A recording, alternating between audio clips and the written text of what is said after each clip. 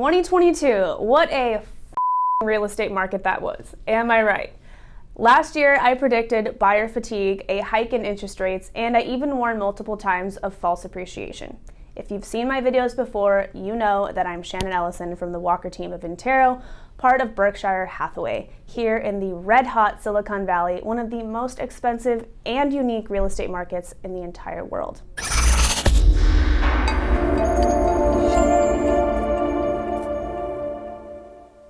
Now, let's use my psychic powers and consult my crystal ball to tell you exactly what's going to happen in 2023 in our local market.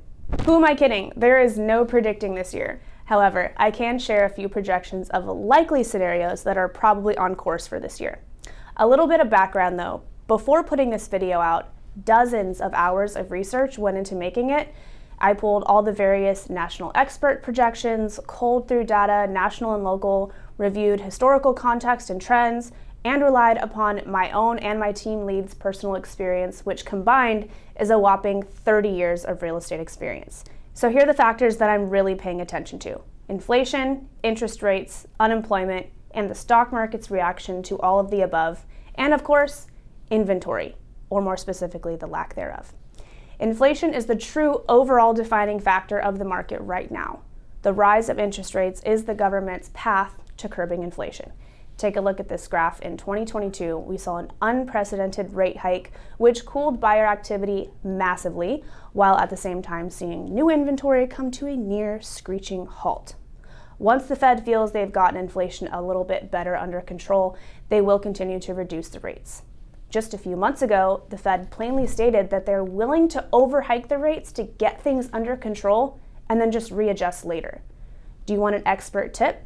Follow the 10-year Treasury note to get an idea of where the interest rates are headed in the near future. They follow each other. Let's touch on unemployment now. This is definitely the media's clickbait favorite. We've all heard the news surrounding this, and whenever it happens, employees become concerned. Something that's important to understand: the percentage of layoffs and how that impacts most people purchasing homes currently is minimal and has little impact on the number of sales.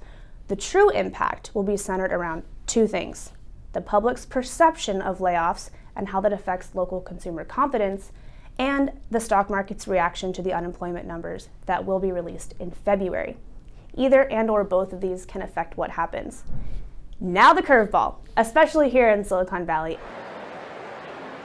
Whoa, what was that? Whoa. And that is inventory. Inventory is not only low, it's dangerously low. Listen to these numbers. As of January 13th, 945 homes for sale. Last year at this time, we had 618. Quite a bit lower, but you remember what the competition that was going on last year. And in 2019, which is very similar market to this one, there were 1,180. And how about this? In 2009, there were 5,392. That is 6 times as much, for those of you who didn't have a calculator handy. Supply and demand is basic economy 101. So where are we heading? Right now you can open them. We'll gaze into the crystal. What's this I see? A house with a picket fence.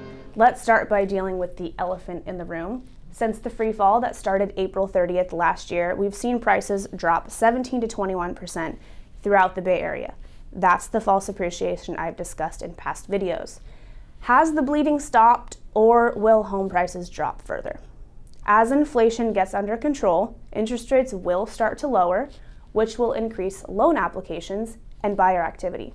It's already started. As a matter of fact, the past weekend, we experienced 50 visitors in one open house, and a single-family home in Fremont received 12 offers. So there are 2 scenarios I can realistically see our market heading to this year. Yeah, let's do it. I'm pumped. Scenario 1, we don't get as strong of a grasp on inflation as we hope, interest rates stay up, and the stock market has a significantly negative reaction to unemployment numbers and recession fear. This scenario causes a pause in the market for the first 2 quarters and negative consumer reaction, further slowing buyer interest and sales. In this instance, prices stay stable with no appreciation and even some possible depreciation, but nothing significant. The nothing significant is due to the lack of actual sales, because it doesn't provide a large enough number to cause a significant reduction in values. And homeowners with enough equity, record amounts currently, not having to sell unless they're experiencing some kind of life event. Scenario 2. Scenario number 2 gets interesting. The Fed feels they've got a grasp on inflation, they lower interest rates about 1% or so, and inventory remains low. On top of that, homebuyers get used to the new norm of interest rates and continue to jump back into the market after last year's third and fourth quarter pause. Most people that wanted to buy and held off, they still want to buy. So this takes us back to supply and demand. Buyers far exceed inventory availability and multiple offers commence. Homes start selling with multiple offers. Thankfully, most buyers don't have that short of a memory and remember the ridiculous of last spring. Homes selling 20% over asking prices in some instances. Homes sell quickly for market value or slightly higher, but once again with no contingencies. In this scenario, we start to see appreciation again, but you should expect it to be moderate. One caveat, if inventory stays dangerously low and buyer interest continues to build, we could return to the hectic Silicon Valley pace. Here is a quick chart that shows what the national experts say. Notice that even they disagree, but there's no wild swings projected. So fasten your seatbelts, the roller coaster is not over and we can't quite see the next bend. Due to the quickly changing times, I'll be updating you on the market every month moving forward, and I want to end with a quote from David Stevens. So be advised, this may be the one and only window for the next few years to get into a buyer's market. And remember, as the Federal Reserve data shows, home prices only go up and, as always, recover from recessions no matter how mild or severe.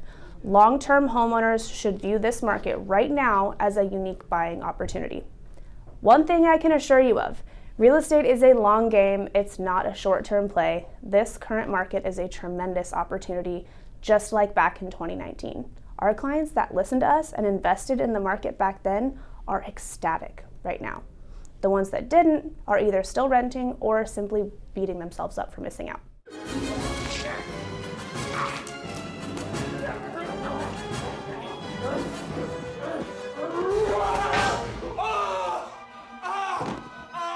By the way, this is actually a normal market, so just relax and don't be that guy.